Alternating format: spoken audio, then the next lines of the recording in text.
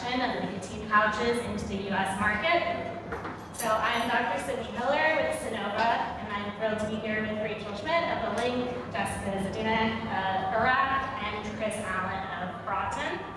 I will let them all introduce themselves to you.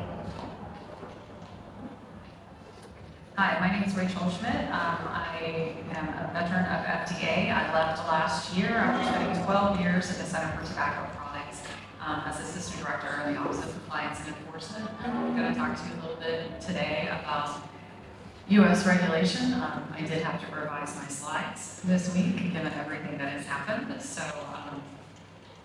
we're going to maybe play it a little bit loose here.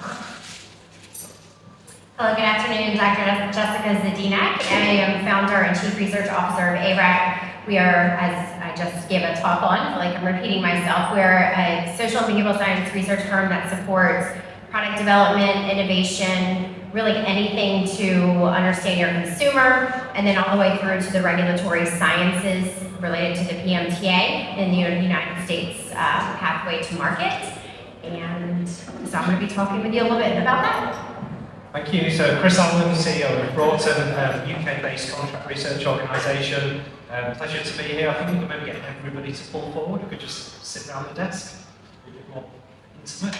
But no, great to be here. So Broughton, our focus primarily is analytical and toxicology. But we also work with companies full service PMTA, partner with companies like ARAC to cover things like Module 5 and Module 6, but we'll give a bit more in-depth overview of what's actually in those modules through this workshop. But yeah, pleasure hopefully enlightening people about the PMTA process, which I think is continuously changing in terms of even when FDA outlined their expectation, how much that sort of actually varies over the years. So even that guidance that's applied, how do you actually take that information and how do you actually know how to structure a PMTA?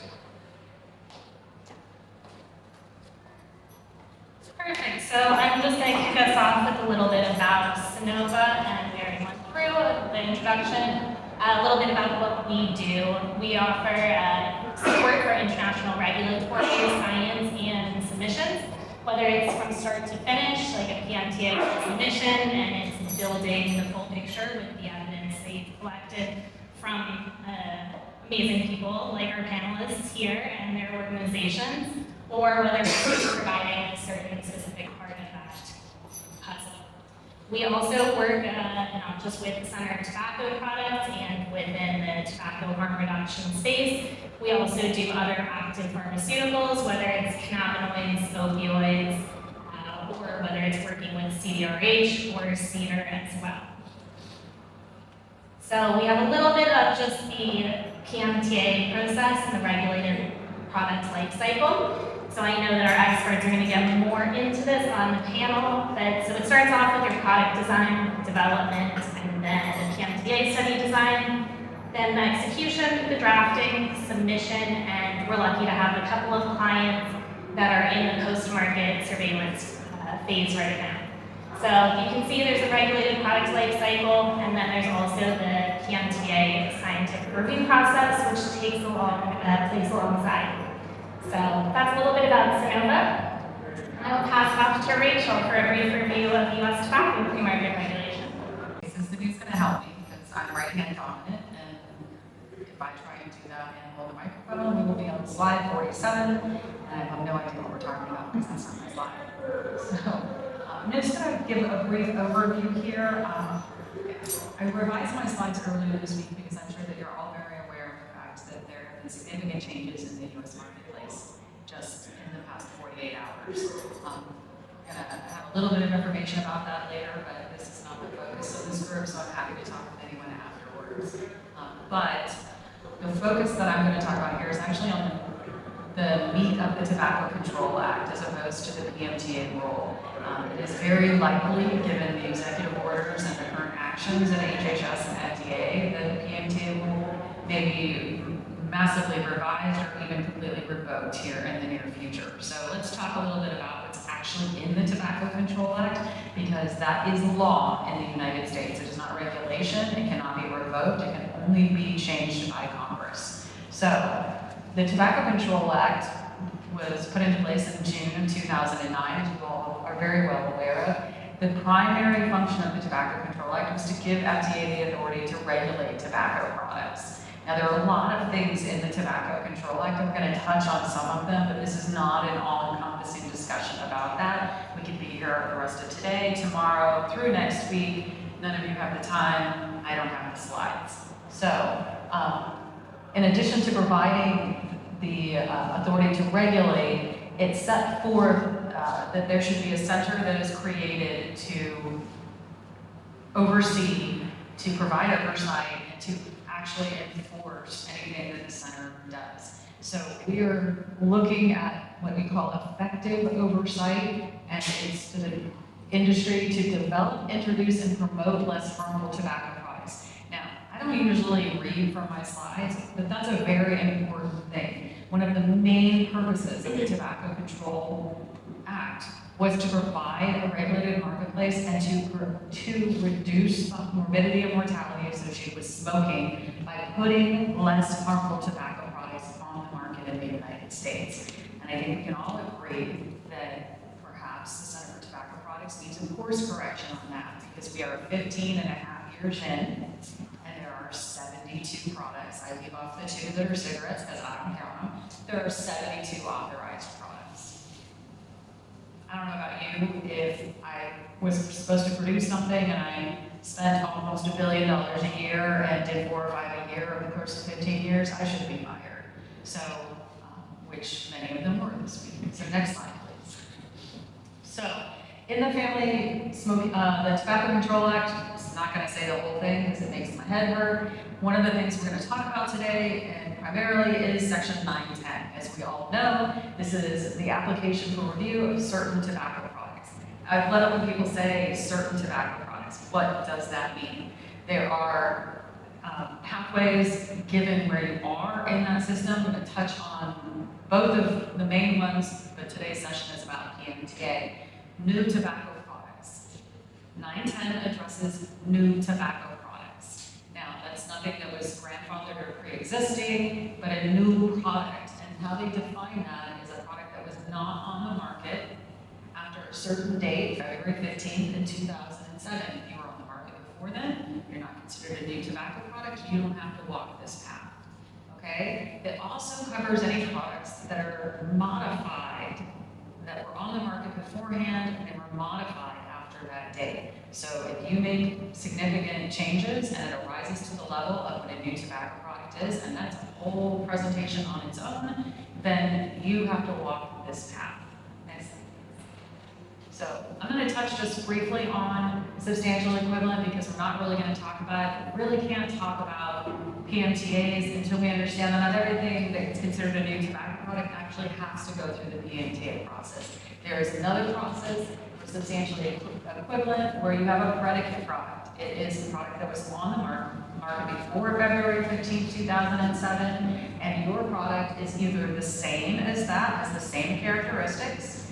And then the second part of that, which people sometimes don't realize, is that they have different characteristics, but they raise the same public health issues. They don't raise any new public health issues. And you can get on the market under the SE pathway if your product is substantially different in characteristics, but does not have any different health concerns. And I would strongly recommend that you consult experts who work in this field. And if you haven't considered that your product could in fact travel the SE pathway, it is at least worth a conversation. All right, so under 910, and I'm just going to cover this really quickly. I'm not going to talk about the PMTA content. There are better, more expert people up here who are going to talk to you about that. But I am going to talk about these things are spelled out in the Tobacco Control Act.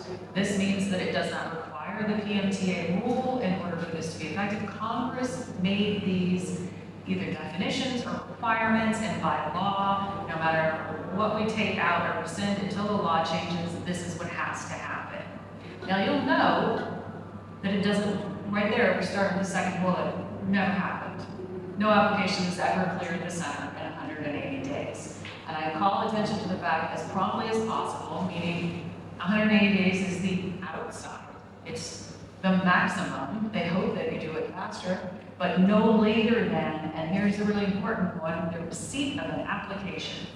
So FDA can choose to define that differently, 180 days from filing, 180 days from we send them a smoke signal and say you're under scientific review, but by law, it is 180 days, not 180 Mondays, not 180 work days, not 180 Christmases, it's 180 days from when they receive your application. There's nothing in there about complete application, ready to file application, we took a look at it, loved it application. It's the receipt of your application by law. Okay? So the actions that can be taken against your application that are spelled out in law are they can issue a marketing granted order or they can issue a marketing denial order. There's nothing in there about acceptance, filing, additional stages, deficiencies. Those are the actions by law they can take. They can give you a marketing order or they can say, no, you can't have a marketing order. And that's it. They also are spelled out in law that there are 4 reasons for denial. We talked a little bit about this earlier, and I always want to put these out here, is because everybody always focuses on the first one, that your product is not appropriate for the protection of public health. Okay, that's the one that's defaulted to a lot of the time. There are 3 other reasons by law that FDA can deny your application. You can have a product that is appropriate for the protection of public health. If you manufacture it improperly, you can be denied. If your labeling is false or misleading, you can be denied. If there's a product standard, for example, you try and do a cigarette that has a flavor in it and you put it out there, they could say you can meet all 3. You don't have to meet all of them to be denied. It doesn't have to be that you're not appropriate for the protection of public health. So this is very critical.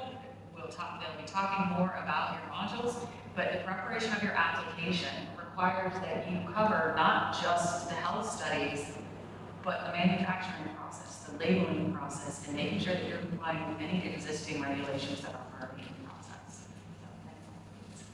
All right, so additional agency actions that are actually spelled out in the PMTA rule or that are done by CTP but that are not in law is that actions they can take before you get a marketing granted or a marketing denial is they can refuse to accept.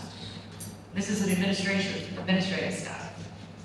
You didn't give us what we wanted in the basics, here's the checklist. You left off your environmental assessment, you didn't include your labels, we don't accept your application. Refuse to file, maybe you have all of those things in there, but they are not adequate. You're missing your stability studies, you didn't do stability studies. They can refuse to file your application.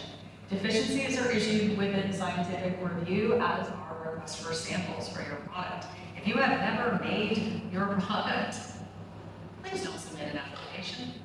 Please make sure you actually have your manufacturing process down. Make sure you are prepared if you're requested for samples to go to the FDA laboratories.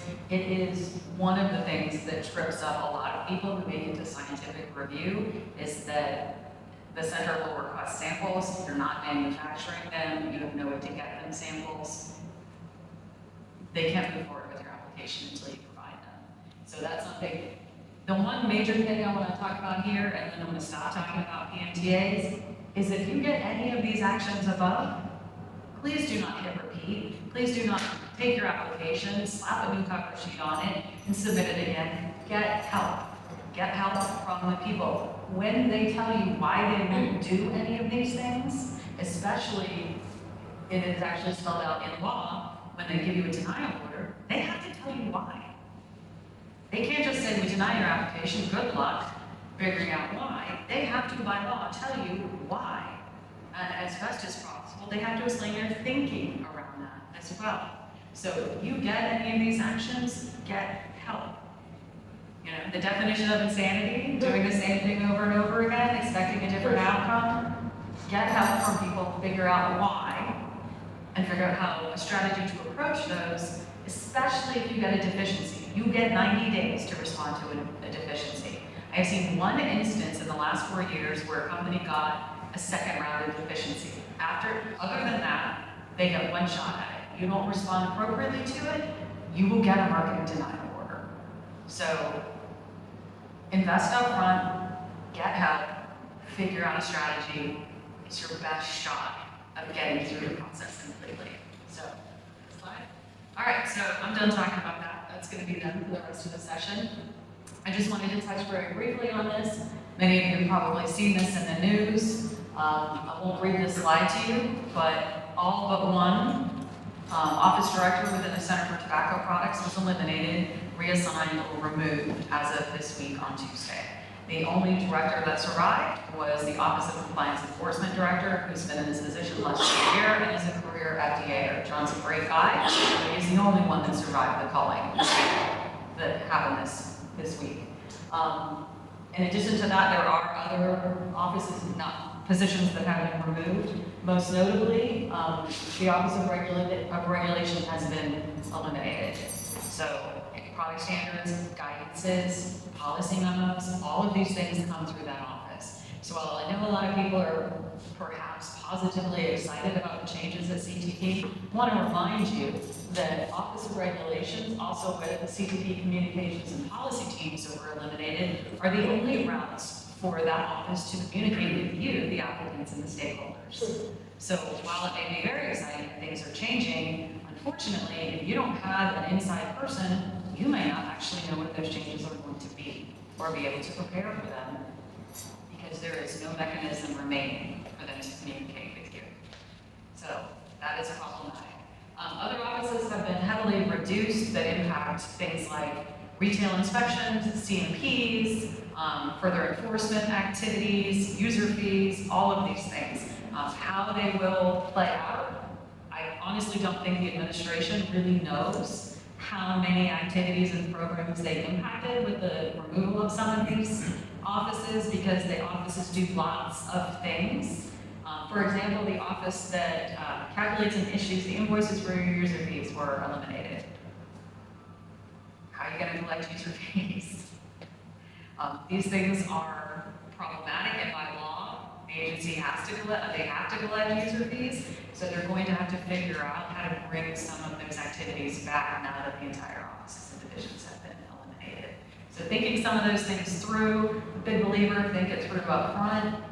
Didn't really happen here with some things. There will have to be some course corrections after the fact in order to make sure that the law is followed under the TCA. Just because I spent 10 years at CDC working on tobacco as well, the Office of Smoking and Health, which is the counterpart under CDC, lost its director, Allison Hoffman, as well as their entire program was heavily reduced. I would venture to say gutted. All activities, all funding, it's all been removed and zeroed out.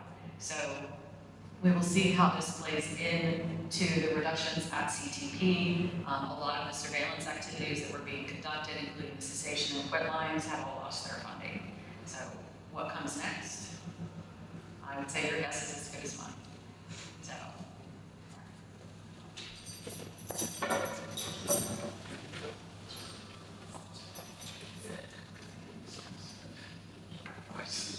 Get ready for the roller coaster ride of modules 3 and 4.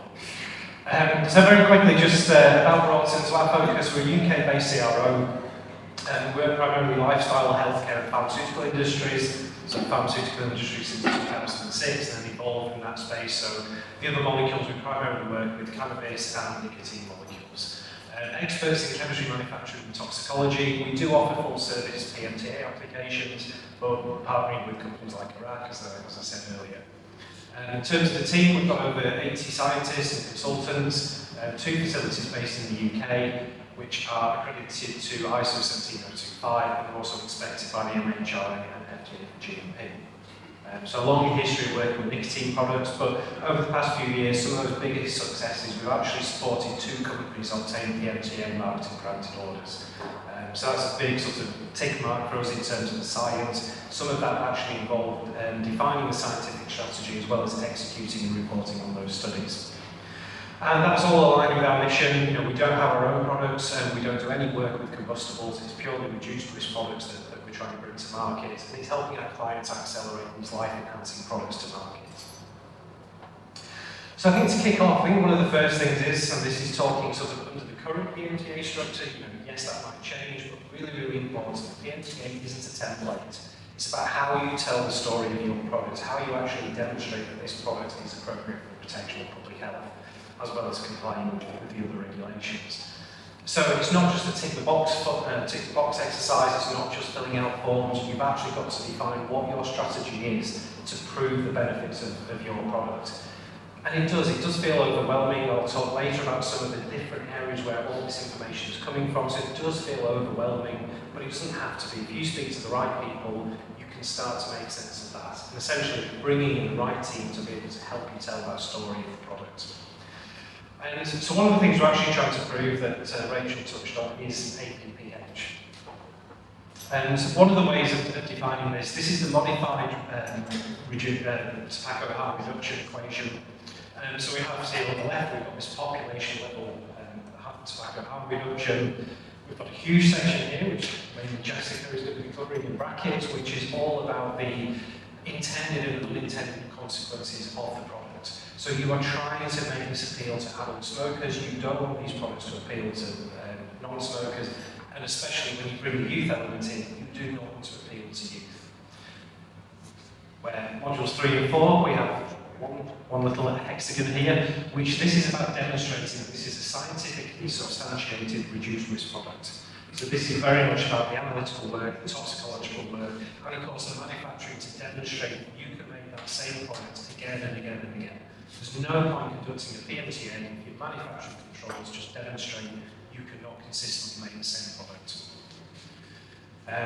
So I think this was brought up in Jessica's presentation earlier, and I think it may be brought out later. So this is a very common picture that FDA have presented. So this just shows the overview of the modules. So module 1 from an administrative, module 2, the summaries of the data, module 3 and 4, which we'll be talking about. 5 and 6 is very much about human health impact. And finally, module 7 is the environmental assessments. So, if we talk about module 3 and 4, in its simplest form, what's actually in your product? What are the manufacturing standards that you're actually working to? Can you demonstrate that you've got the appropriate controls, SOPs, etc. to manufacture that product? Ultimately leading to product quality. And really, only when you've got that, knowing what's in your product, you can manufacture it consistently, and that's a quality product, can you start to look at the relative safety. So we can't say these products are safe, but you have to put these products into context against what else is on the market. So FDA's expectations, you can compare against different categories and subcategories and within the category of the product.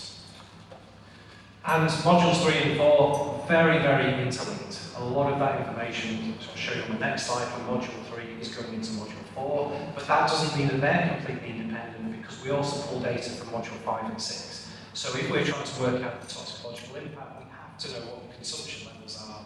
You only get that from running those actual studies where people are using the product, so you've got that data to back up what your assumptions are. So just look a little bit more into modules 3 and 4. So module 3, we're looking at things like the product constituents and the design parameters. Within the final rule, there's specific elements that you've got to report against. So we're not as vaping products, oral products, there's a minimum criteria that you've got to provide. You're looking for unwanted compounds and also the HPHCs, which are the harmful, potentially harmful constituents. Information like shelf life, stability data. So you may manufacture a quality product on day 1, but in 6 months' time, is that still a good quality product, or are you starting to get the formation of harmful compounds? Migration of packing chemicals. This was a relatively, I would say, a notable absence from the GINN PMTA. So I think they were relying very much on the quality of the materials that were being used. They were demonstrating that they comply with food standards. We know now that FDA's expectation is starting to change. They're going to want to see the extractables and leachables data that demonstrates nothing harmful is transferred from your packaging into that product. And then you're looking at how this compares against other tobacco products. So you're looking at that statistical analysis, how do you compare to a combustible, how do you compare to another pouch product, potentially snus, or even snuff. And then finally, the manufacturing controls. Module 4, we're looking at elements of hazard screening, so always a good sort of first pass. Is there anything in there that really shouldn't be? And you'd be surprised with some of the products. Also being very careful not to rely just purely on things like food standards. So it's a common thing where if something is suitable for foods, it's suitable for use in tobacco products. Still one really important thing to remember, there's often limits that come with those related to food use. And And we've seen instances where a chemical approved for use in food has been included at 200 times the recommended level when it comes to a nicotine pouch. So a simple sort of, yes, this is common in foods, it's going to be fine, that's not necessarily the case. Quantitative risk assessments are taking all of those different elements together. What's the actual risk profile of the product? How does this compare to others? And one of those calculations that's used, and FDA published a memo on this for vaping products, and not yet applied the same to pouches, but looking at the excess lifetime cancer risk. You know, you're looking at how that compares against combustibles, how that compares against other products, so it acts as much of a benchmarking exercise. And then finally, if you have other toxicological information, things like the in vitro assays. And this is why I say it's really important that so much of that Module 4 data is fed through Module 3. So if you're not creating accurate data, if you're not creating the right level, FDA are going to pick that up and they're going to say, we can't confirm what you've said in Module 4 is true, because we don't trust this data in Module 3. I think then importantly, when we get into the PMTA process, it's really important to remember every product is unique. This is why it's not a checkbox exercise. So the determination of appropriate for protection of public health depends very much on the properties of that product. So we're saying here, you can template studies, they can certainly help you, but they will not get you all the way through the process. This is not just a standard that we're adhering to. So if we look at all that sort of different sources of information when we talk about regulation and guidance, we've got a number of different things. So we have the PMTA final rule still in place. Whether or not it will be in 6 months is a different question, but it's there and that's what we've got to adhere to. You have memos that have been published by FDA, you have guidance, and you've got marketing granted orders and marketing denial orders. So any time this determination is made, FDA actually publish the TPL review, so that's the technical project lead. They provide their summary. These are fantastic sources of information. Sometimes very heavily redacted, but you can still work a little bit sort of in between how that was actually approached. So the problem with that, you've got a lot of information, and that creates a lot of confusion. So you have to ask that question, who's actually going to help you with this? So you could call the AT, who actually were on TV this morning. You can tell you when I turned the TV on, it was the first thing that was on. And I was thinking, it's a very sort of unique team, completely different characters, different personalities, they don't always get on. But when it comes to it, that team pulls together and they deliver. So what you've got to do is think about pulling together your A team. Who are the best people that you can get who can work together and work with you to do that? And this is something I like, and this is when we're looking for providers and how we behave ourselves as consultants. So have these 3 elements. So the first one saying you want a smart consultant. I mean, everyone in this room is smart. If you weren't smart, you wouldn't actually be sat here. But it's how you can actually take that knowledge, how you can apply it. This is a really interesting one for a consultant, humble. Because a lot of consultants can be very, very egotistic. And it's my way or it's the highway. You've got to pick somebody, a client-first mindset, somebody that can be challenged, somebody that's always learning, but can work together. You're probably on a 2-year, possibly 3-year journey going through a PMTA. If you cannot work with that team, your life is going to be miserable. And finally, you've got to have a team that's hungry. So absolutely relentless for success, proactive, and always learning. And I think next, coming to the guidance, one of the most frustrating questions, or when answer to a question you ask a regulator, you ask a consultant, say it depends. I mean, how many times we see we have an FDA meeting, their comment similar to that is, this is a matter for review.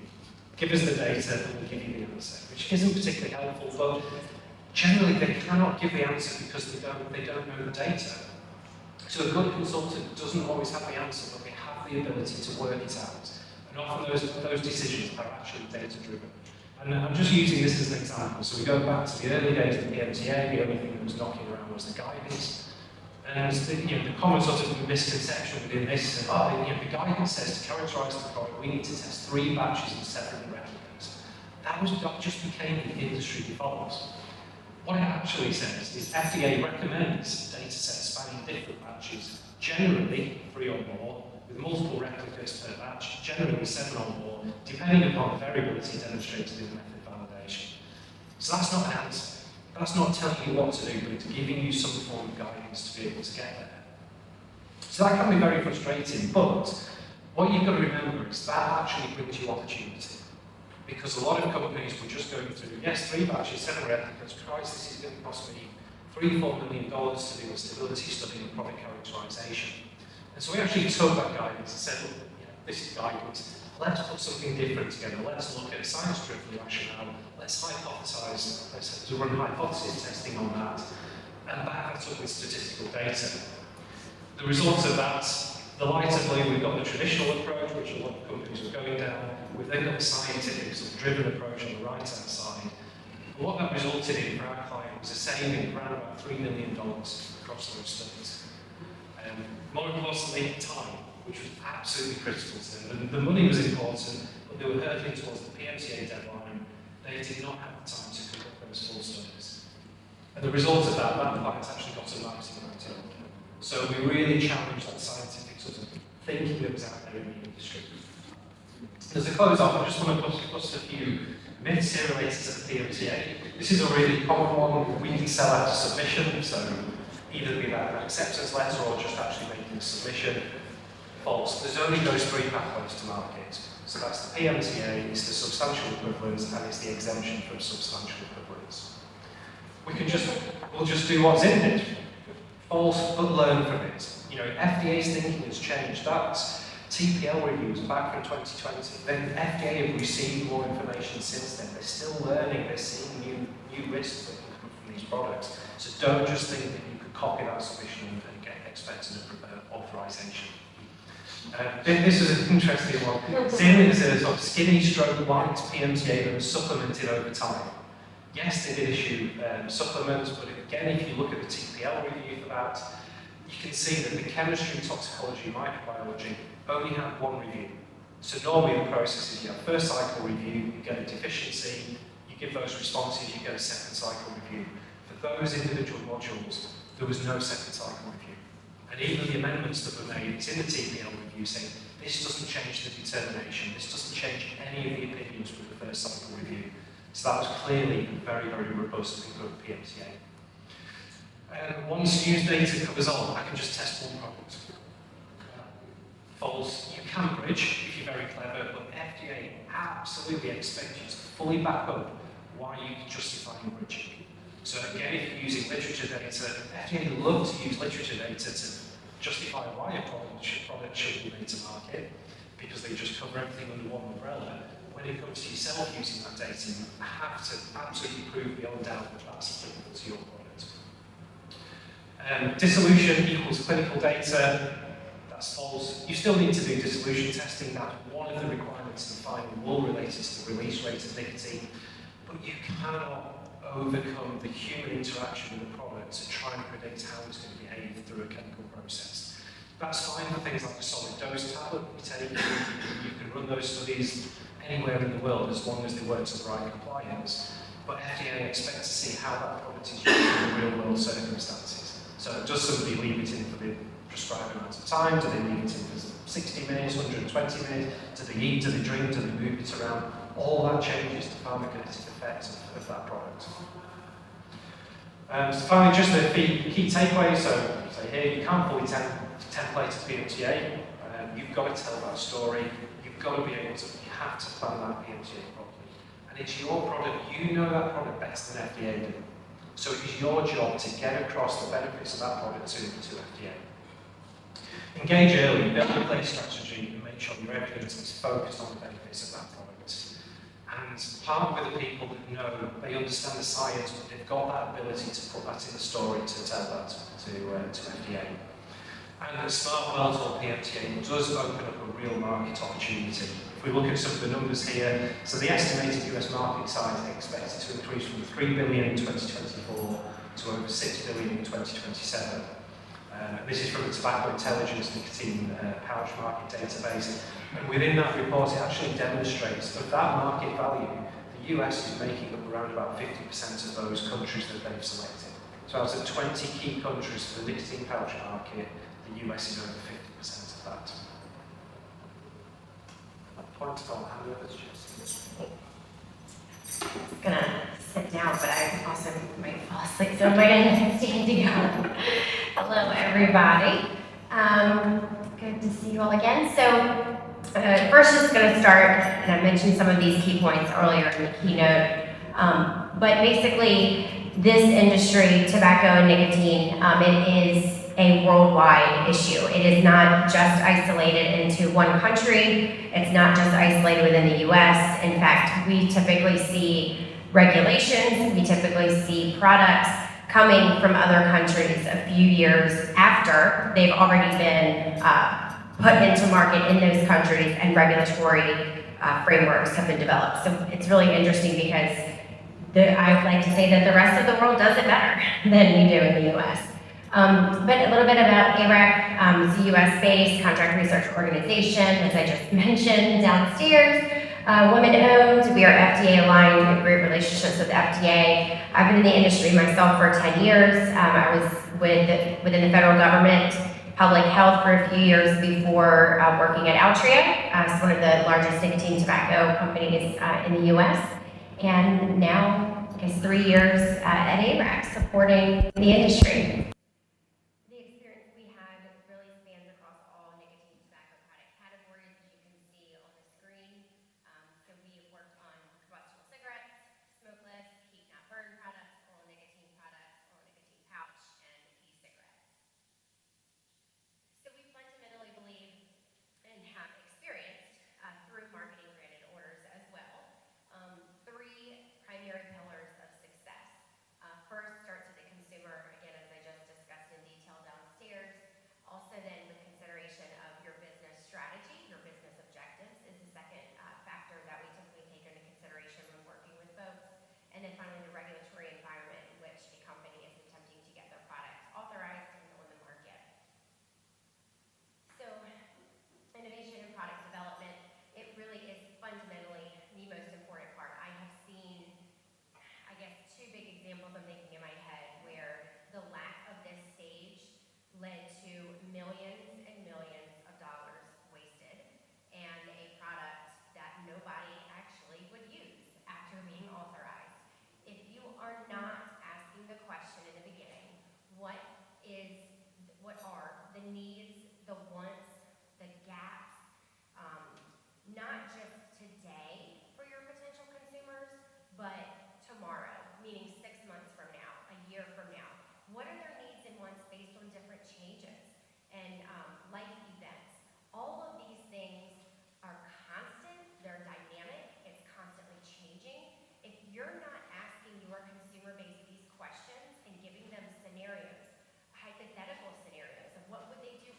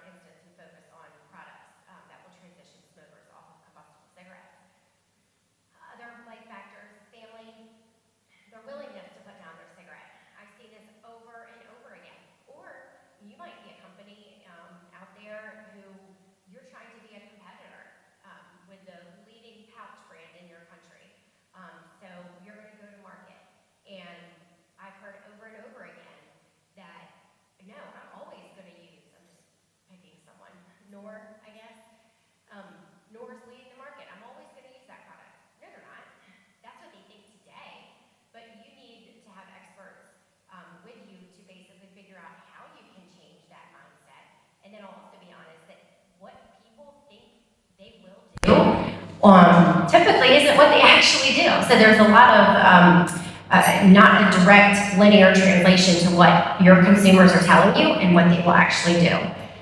There's self-efficacy, personality factors that we study, psychological factors, their health, their work environment, information they receive from the public, including the regulatory bodies, all of these, and this isn't even the full list, all of these factors will impact whether or not someone starts using your product and uses it consistently.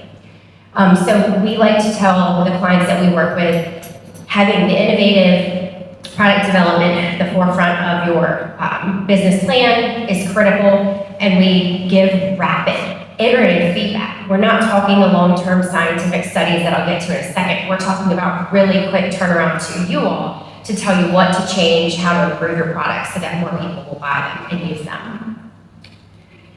And so we've covered this a little bit already. Right now, this is the US PMTA pathway to market. What we have seen really, about up to a year of companies spending on product development innovation until they change with the new administration. I really think there's going to be increased efficiency. I think there's going to be a push to make this process streamlined. So what is the opportunity that you all have in the US? I think Chris did a great job of highlighting monetarily what is the opportunity. It's huge for businesses. And we touched briefly on this, taking your product, taking your innovation, and bringing it to the US market. So the first thing that you will likely want to do is an ITP, so an investigational tobacco product. You will want the FDA to know that you are bringing your products over into the United States for testing. You will want them to kind of sign off on your plan. We conducted, several of these, and it's really not as daunting as people think it is, but it's really good. It really is good, and it gives you a backbone to start with. And then we talked about the PMTA, the pre-market tobacco application. There's also the modified risk tobacco product application. And this hasn't been talked about as much lately. I think one of the main reasons for that is because the market is flooded with illegal and illicit products. I do believe this, as soon as that kind of gets handled, I think an MRTPA is a phenomenal way for companies to basically associate themselves with something more. So if you have, say, 10 pouches, 10 pouch brands on the market, which is likely to be the case in the next year or two in the US, if you have a modified risk claim or a modified exposure claim, something that sticks out to consumers, I do believe that that will trump the other products on the market that do not have that. So I think that pathway, or that you have to also have a PMTA, by the way, but that application process is likely to increase. And then substantial equivalence, which we've already talked about. And you guys have already seen this as well. So our expertise is anything that touches people. So I have a team of, 4 psychologists now. We have survey methodologists, statisticians. Our focus and expertise is on human subjects research. So module 5 is going to be our clinical studies. As I mentioned earlier, we have abuse liability, topography. So what we're looking at there is ensuring that your product is not going to have higher abuse potential than combustible cigarettes, for example. Module 6 studies, that focuses on, as I mentioned earlier, label comprehension, human factors, your product perceptions and intentions of your potential user base in the US population. As Rachel mentioned, which I think is a good point to keep in mind, in the TCA, it calls out not having labeling that is false and misleading. And so what we then saw is a translation of that requirement from the TCA over to the PMTA final rule, and even though that may be modified, companies still need to conduct research that demonstrates your labeling and your packaging in the United States is not misleading, is not confusing, and that it is accurate and not false. And so that research will ultimately never go away, given that it's under the TCA. Other Module 6 studies are the switching studies. So I'm going to dive into that quite a bit. Basically how to give the FDA the data that says your product is appropriate for the protection of public health. And that is fundamentally the basis of Chris and his team. And you know, that's very, I don't want to say basic, because I know it's actually very complicated, but it's the hard science, right? It either is or it isn't. Your product either is less harmful than combustible cigarettes, or it's not. Where it's really fuzzy in the subjective research is our area.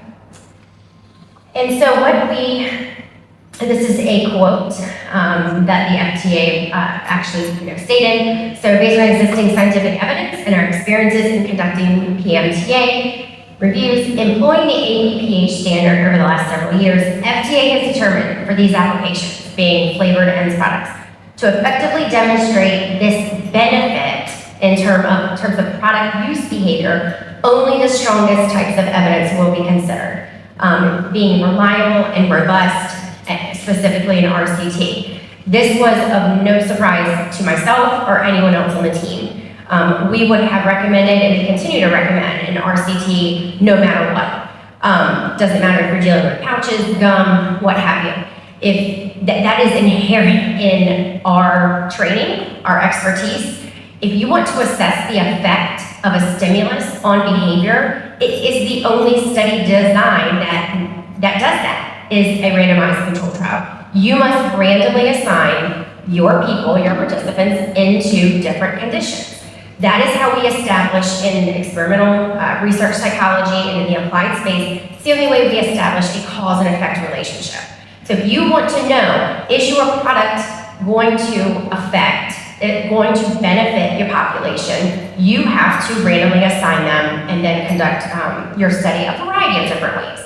It's not just, the RCT language that we talk about in pharmaceutical land, but that randomization really does a lot to provide for the reliability and the robustness of your studies. And so when we look at modules 5 and 6, as I mentioned, it's population level, clinical. When we talk about especially module 6, you must conduct, in my opinion, those studies with US population. I think there's the potential for in module 5, conducting them in other parts of the world, as long as you can prove that you're, having people that are similar to those in the US. But in module 6, conducting the research in the United States is what is being asked for, because the standard is the protection of public health of the US population. And so when we ask that question, is use of the proposed candidate product appropriate with consideration of population modeling?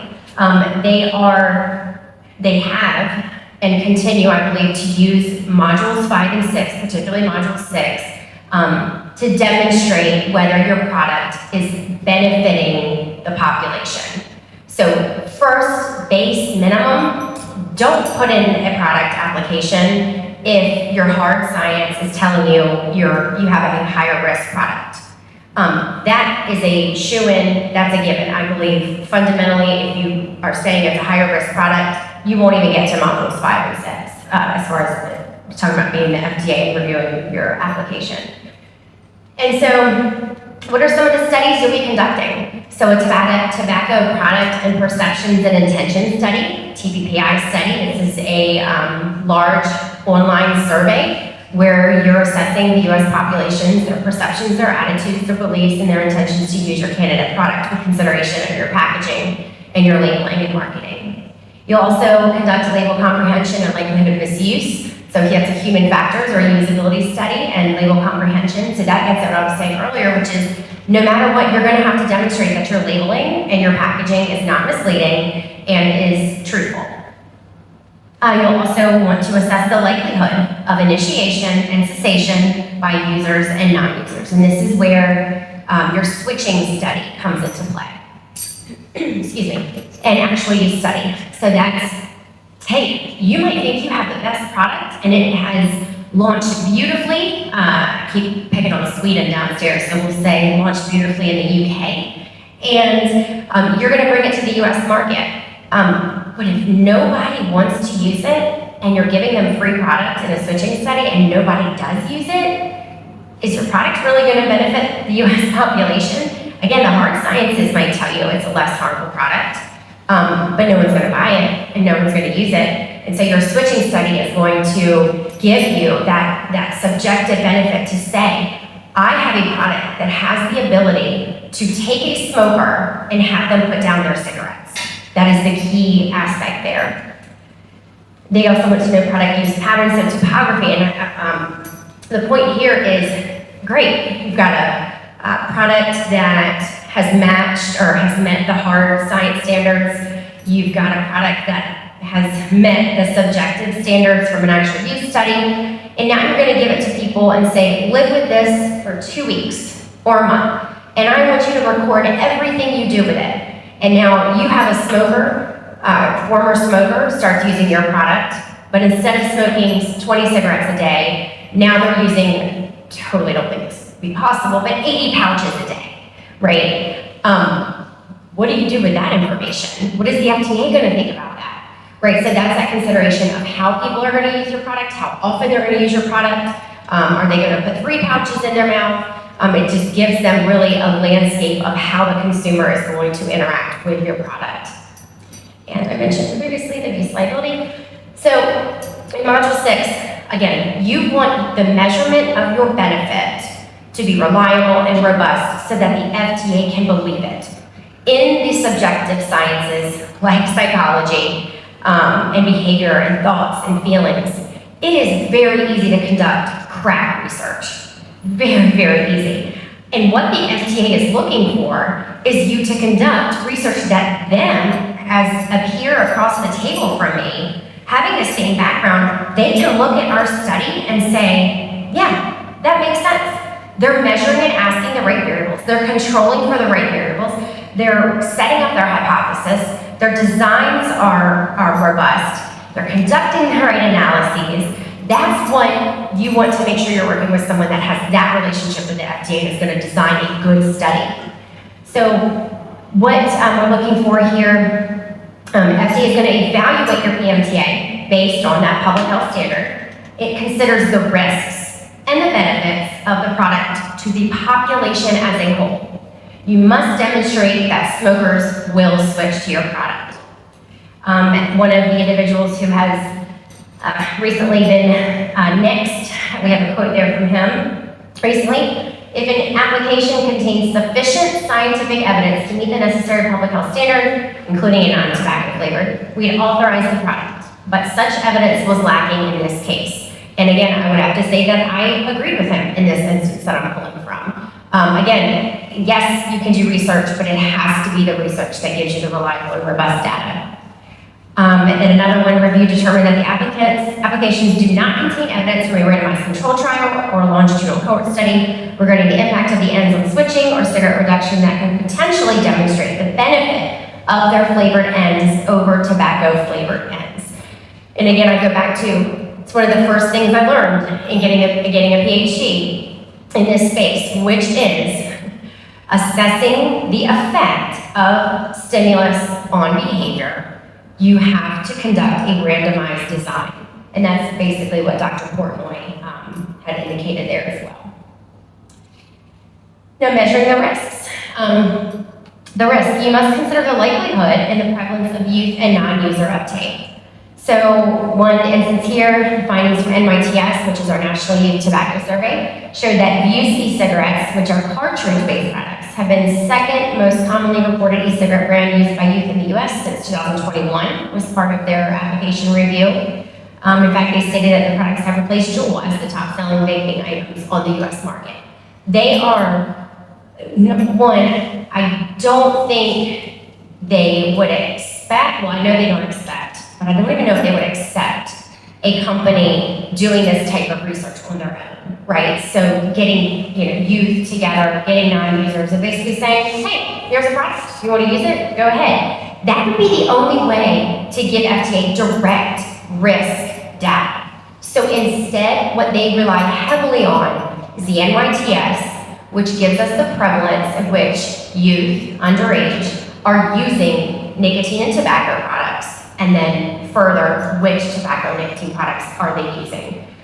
So if you look at pouch space, for example, I think it went up to 3% most recently for the NYTS data. I do fundamentally believe that they were waiting for that data to come out before authorizing the GINN product, which I do not believe is right, because the review should be on the science that is presented in application and the comparison to the risk benefit. But I do believe that because companies can't and won't directly put these products in front of kids and directly assess them, that's what they're relying on for the risk. So to measure the risk, they're relying on the NYTS data. I do think there are some alternatives to this, specifically the post-market surveillance system, which we work in. That space, I believe, is a great alternative for companies to be thinking about. You know, how can you get data on who's purchasing your product? And if you start to find that in the US, 19-year-olds, because our legal age is 21, if you start to find 19-year-olds are getting your product, I would then do a big pause button. And I believe it would be a great opportunity for companies to give that information to the FDA. Now you have direct line of evidence measuring the risk. And then I just want to highlight here from some of our research, some current US consumer perspectives regarding oral nicotine pouches. So we presented adult smokers with packaging and labeling of nicotine pouch products. On a scale of 0 to 6, when we asked them then, what were your top reasons for using this product? As I mentioned earlier, they said use where they can't smoke, so convenience. This product might help them to stop smoking or continue not smoking. Help save money, help cut down on the number of cigarettes, and I would enjoy using. So as you can see, when you break these down to the variables and factors I talked about earlier, it's really a full gamut, right? It's going to be convenience, it's going to be social aspects, it's going to be satisfaction and enjoyment, a variety of different reasons.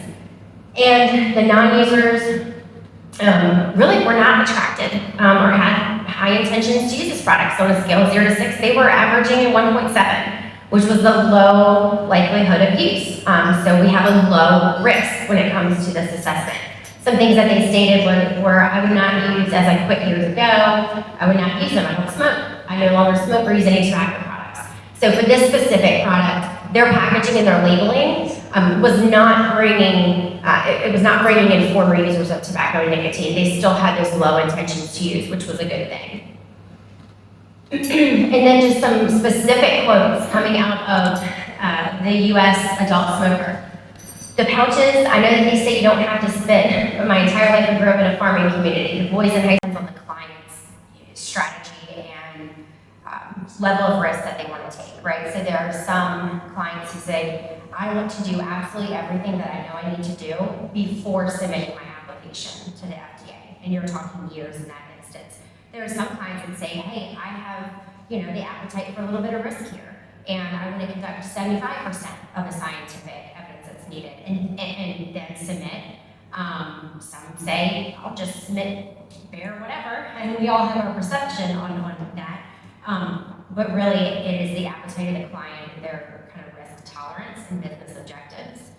But I would say from beginning, once you have your product locked, our science is 9 months to a year for our module 5 and 6. I don't know if you want to add what yours is.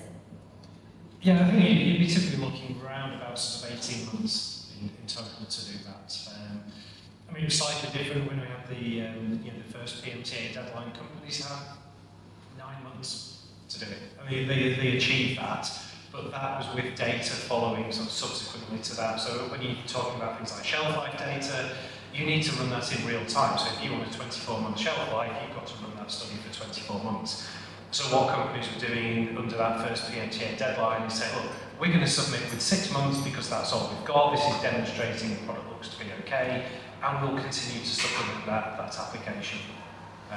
And in terms of the rest, then is down to FDA's queue, their prioritisation system. So we did see some applications move through the process very quickly. Some of them have been stuck for several years.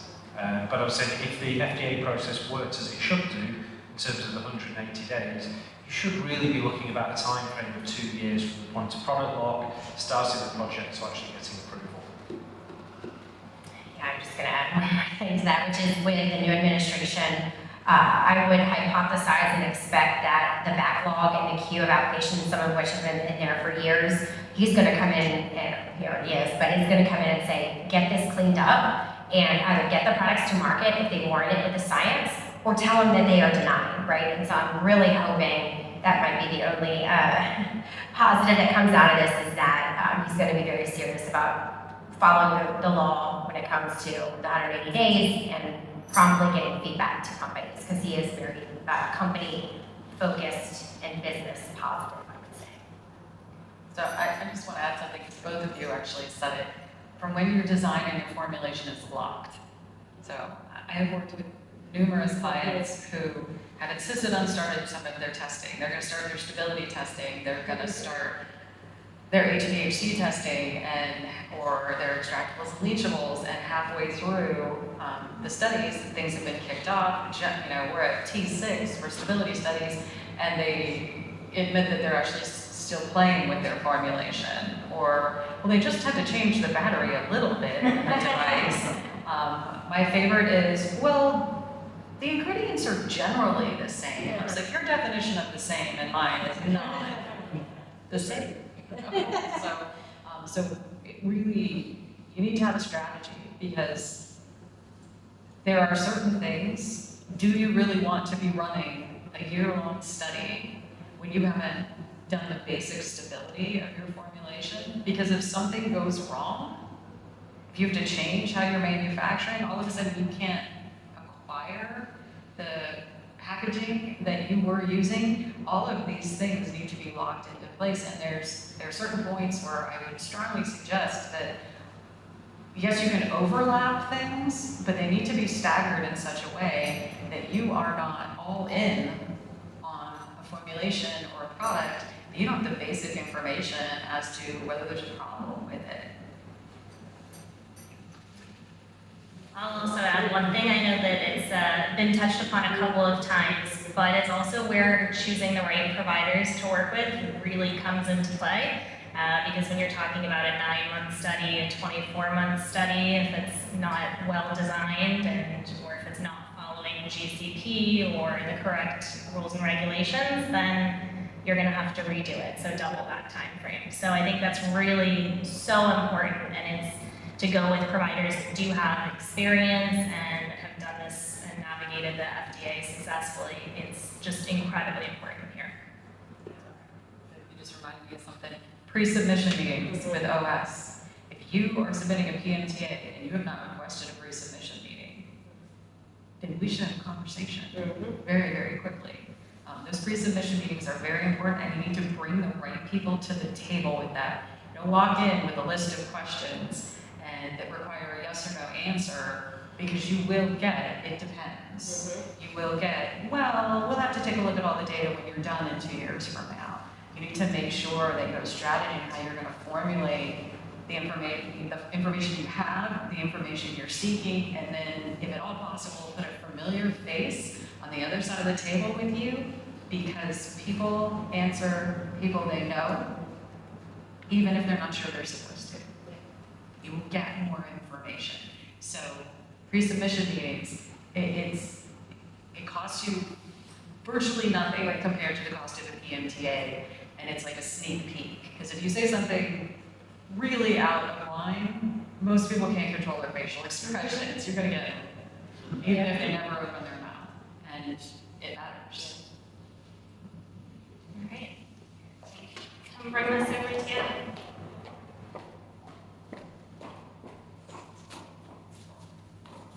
This question for Chris. I'm Sarah Porter. Sorry, I was just running away there. Nice try. So you mentioned about relative safety comparing to products other than cigarettes, and you mentioned subcategories. So in my mind, the focus is always versus cigarettes. Can you expand why and when you'd be comparing to non-cigarette categories? Yeah, I mean, it's partly sort of laid out in the guidance is, they expect that. They want to see how that product performs compared to, they specifically say, they specifically say, within category, within subcategory, and different categories. So if we're looking at, modern oral pouch, we, for example, would say, look, completely different categories of combustible. A similar category or subcategory would be, snus or snuff. And then within the same category, you're looking against other oral products. So the way this is important is you've got to sort of think from FDA's perspective. They don't have, I feel, the same industry insight we do, the same sort of understanding of consumer behaviour. And if you said to a standard person, or there's, I don't know, in the US, how many sort of top-selling brands of cigarettes would you say there are? Less than 10? Yeah.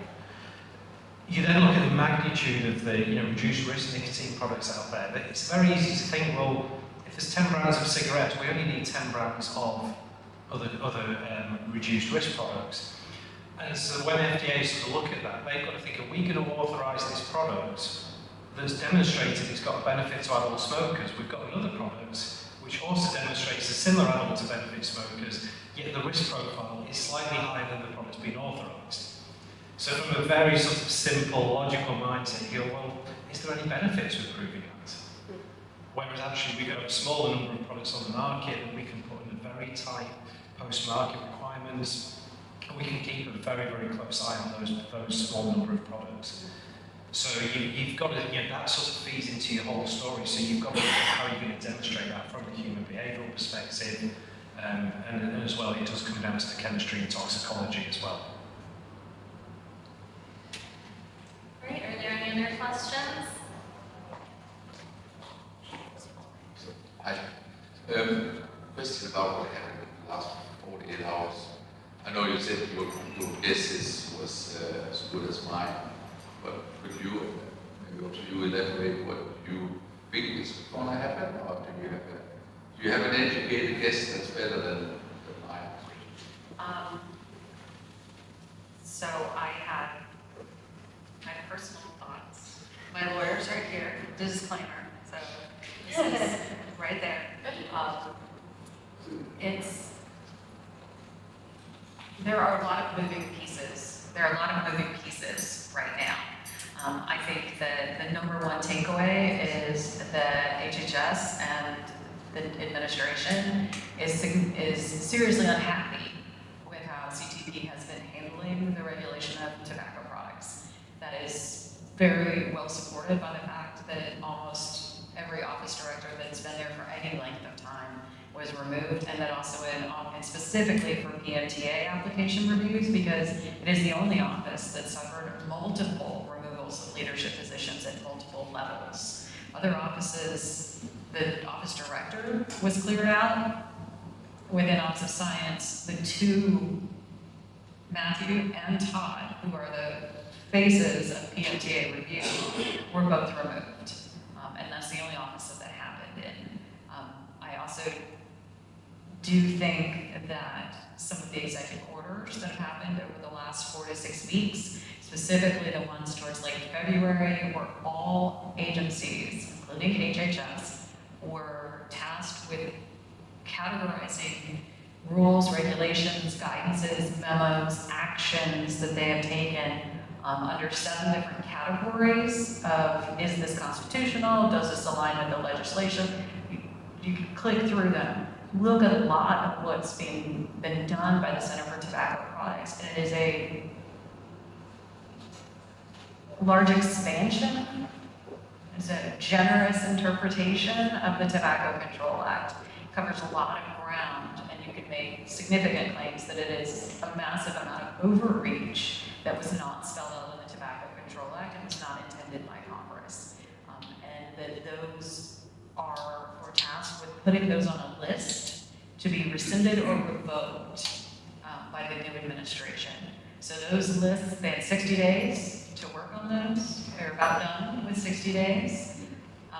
The administration is moving quickly. I would not be surprised to see a list come out for all of the offices within FDA that have identified things where the HHS secretary is going to direct the agency to rescind or revoke, and that there will be some form of enforcement discretion while that's taken place. How far they will go, I have an idea, a personal opinion on that, but it is not based in fact.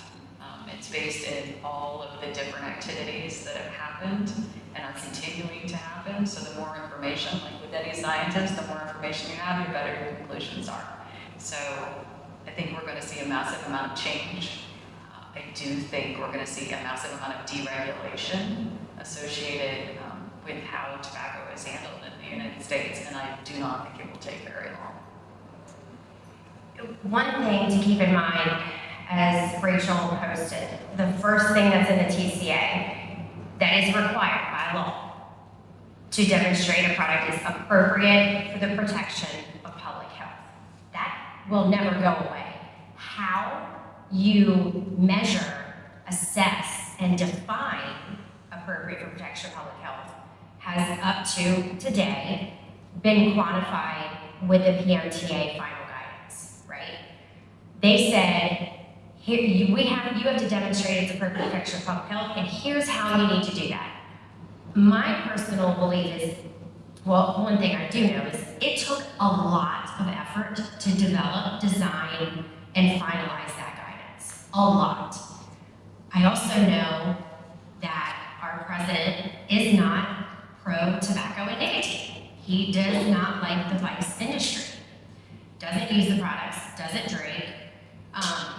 I could, knowing how much effort went into the final guidance and how it's spelled out, rule, and the fact that I don't think he really loves our industry. I think he really loves businesses and he loves seeing businesses flourish. But those 2 points combined, I think we will see maybe more of a regulation of get the review done in the time you need to get it done or you're gone.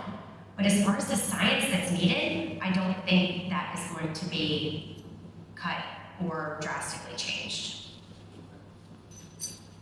Great, I think we have time for one last question. One thing I want to follow up on, I do agree with Jessica. I think the science will be needed. I do think it's possible that the order in which you need to provide it will be adjusted. Where the front end, where your product's not even on the market in the United States yet, you're supposed to provide studies that demonstrate how your product will behave on the market over time.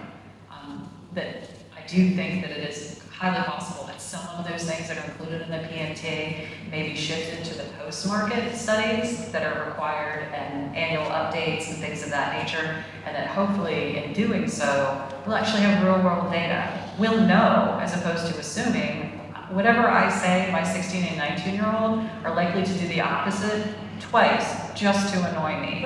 So actual real-world evidence about what youth are going to do with these products in the post-market environment, as opposed to trying to pick up our crystal ball and predict how teenagers are going to react. I can't figure out how they're going to react to me asking them to make their bed in the morning. So, this is what I'm hopeful from, is that these studies will still be required, but we will be working with it in a post-market market environment, and using the TCA includes something as part 16. If your product is after a marketing order found to no longer be appropriate for the protection of the public health, it can be removed from the market. But let's use real data that shows there's a problem, as opposed to hypothesizing that there might be a problem later.